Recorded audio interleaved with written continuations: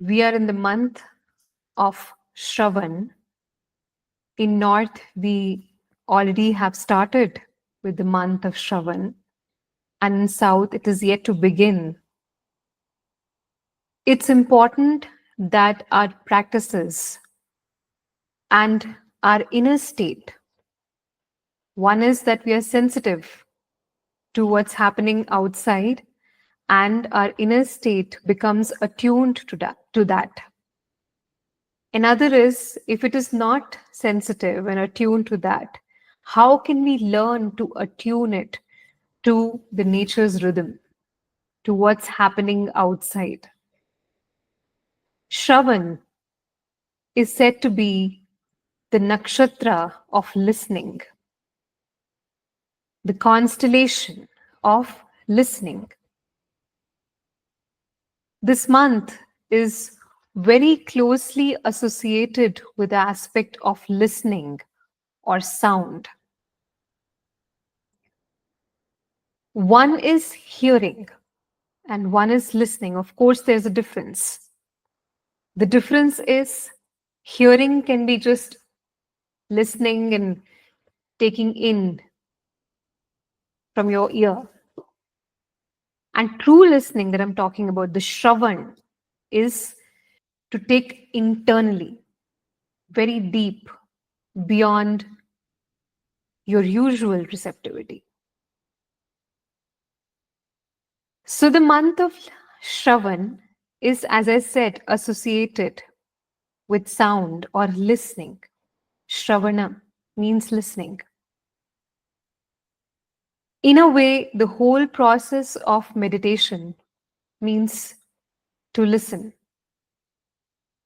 In a way, the whole process of settling in your inner space means to listen. In a way, being receptive to grace means to listen. To listen deeply.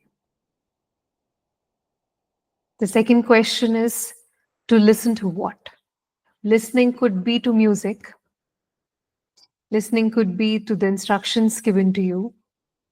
Listening could be to your own breath.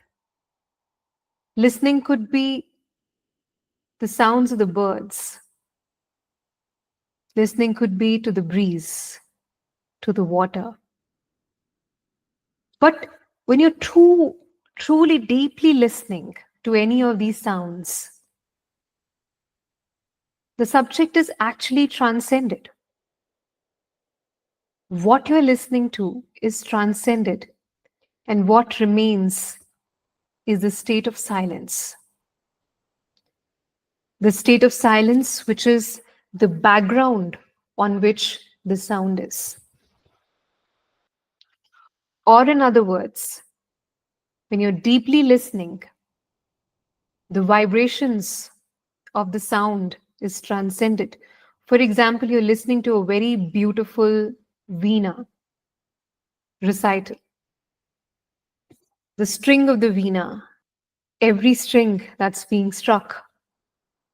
If you listen deeply, after some time, the vibrational sound of veena is transcended. That's the subject. That's transcended. And a deep stillness and silence which already existed behind the sound and the vibration of string is reached. Same goes with the instruction. The teacher is giving the instruction and listening deeply. Some instructions are transcended and something deeper begins to happen. So you can sit here just hearing the instructions, or you can sit here deeply listening to the instructions, so that instructions are transcended and the stillness and the state behind that, which is in the voice of the facilitator, that is reached. For example, if there is a singer who's singing with a lot of depth. When you're listening, suddenly you start feeling the state of the singer. Same way, when there's a facilitator in any meditation or any inner process, when the sound is generated even through instructions, the state within should start to change, must change, and should become like the state of the facilitator at the time the instructions are given. This is Shravan. It is said that when Shiva gave the knowledge or transmitted the truth to Saptarishis, he didn't speak a word. But everything was downloaded within them. The real transmission or the real receptivity happens when you know what is called silence beyond the words and sound. And to reach to that state of silence beyond the words and sound, it's important to know what is called deep listening to start with. Because when there is deep listening, there is an aspect which becomes alive within you, which is about silence beyond the words. And whatever I'm saying, it is not some fairy tale, it's true fact. That's how it happens. If I am sitting here and taking instructions of meditation from a person or listening to music from a person who's not good in their state, I would get the same state of that person within me. You can try this. You can listen to the music of someone who's not in a good state. I don't know how would you find that, but try this. You'll see just listening to that person's sound, something within you will start changing into the same state that they are in. So when you're taking instructions, especially for an inner process which has to be realized within, every instruction is a realization within you. So it's important the person speaking the instruction and what their status should be correct, should be right, should be ideal. And of course, the receptivity should be ideal so that the listening is not just hearing, but actually receiving and creating an inner calibration. So that when you're deeply listening, you can actually transcend the instructions and go to the state that is intended to be delivered, or to create a state within you where the subject of what you're listening, the chatter, is transcended. The sound might still be there, but your inner state becomes super silent. This is about Shravana, and this month is beautiful because you can do anything. You can listen to music, beautiful music, or mantras. It's again even more beautiful with mantras because when you're listening to the mantra is holding a lot of Shakti in it.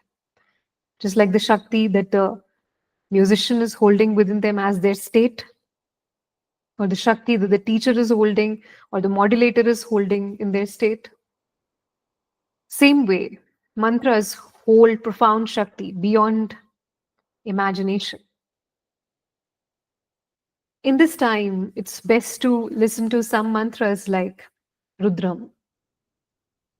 Rudram is one of the mantras which are used to listen or to even chant during this month of Shravan. If you're not into chanting, it's best that you listen to the mantra because just listening to this mantra is also very important. If you don't know what to do, how can I just listen to the mantra? Simply do basic Nadi Shuddhi during listening to Rudram.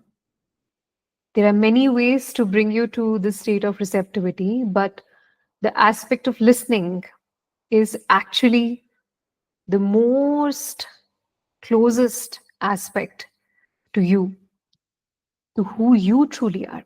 When the person is deeply listening, They're established closer to their being. In the ancient traditions of Vedas and transmission of knowledge, the speaking of the teacher and chanting the mantras, the recitation, was the most important thing. And it is definitely not a random thing. Why recitation is so important is only because listening takes in, deep listening takes in the subject and that which is more than the subject, which is hidden in the subject. For example, the mantra, you're listening, you're taking in the sound, you're taking the Shakti hidden in the sound and also the state of the person chanting it. If not the state, especially in mantras, this could definitely be said that it's not always true that you take in the state. But if the state of the person who's chanting the mantra is really profound, then definitely it has a greater impact on you. Because the mantras cannot go down in its impact because they're already charged with Shakti. But especially if it is chanted by a person who is in a very great and heightened state of awareness, that same mantra, listening the same mantra from that person, will bring you to a state which is, of course, very powerful, but also imagine the state of the person, the Shakti, and the sound all put together has a great, profound impact on the person.